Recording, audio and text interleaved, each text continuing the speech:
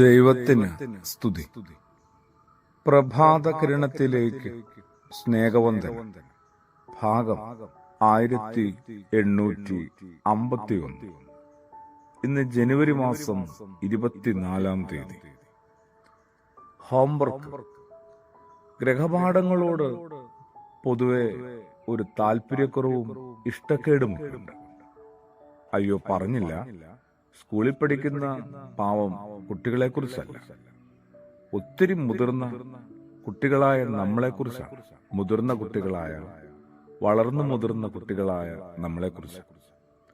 ഒരു കാര്യത്തിലും വലിയ ഗ്രഹപാഠങ്ങൾക്കൊന്നും താല്പര്യമില്ല, മെനക്കെടാറില്ല.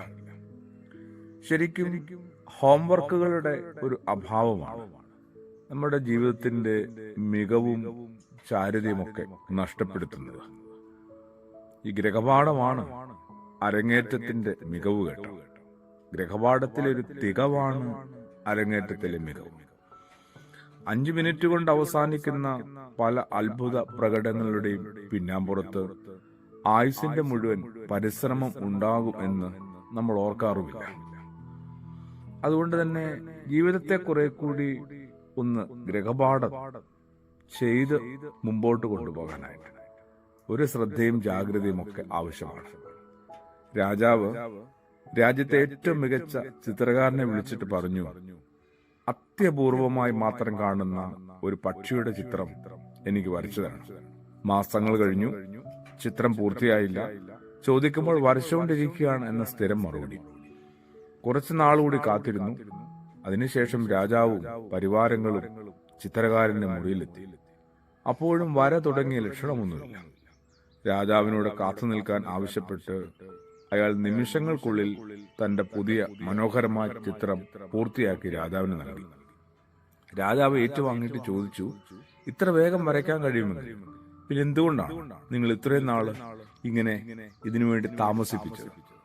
അപ്പോൾ അയാൾ രാജാവിനെ മറ്റൊരു മുറിയിലേക്ക് കൊണ്ടുപോയി. അത് അയാളുടെ ഗ്രഹപാഠ മുറിയായിരുന്നു.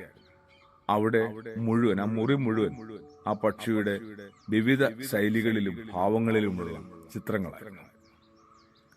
ഓർത്തു നോക്കി, പുറമേ കാണുന്ന കാര്യങ്ങൾക്കൊക്കെ പിന്നില്, അതിന്റെ തികവിന്റെ പിന്നില് എന്തുമാത്രം ഇതുണ്ടാവും. ഗ്രഹപാഠത്തിന്റെ ഒരു പരിശ്രമത്തിന്റെ കഥയുണ്ടാവും.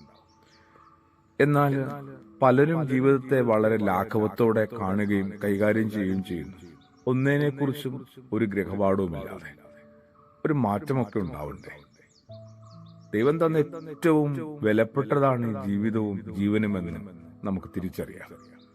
അതിനെ പ്രാർത്ഥനയോടും കൃതജ്ഞതയോടും ആവശ്യത്തിനുള്ള ഗ്രഹപാഠത്തോടും കൂടി നമുക്ക് കൈകാര്യം ചെയ്യാം. ആമേൻ.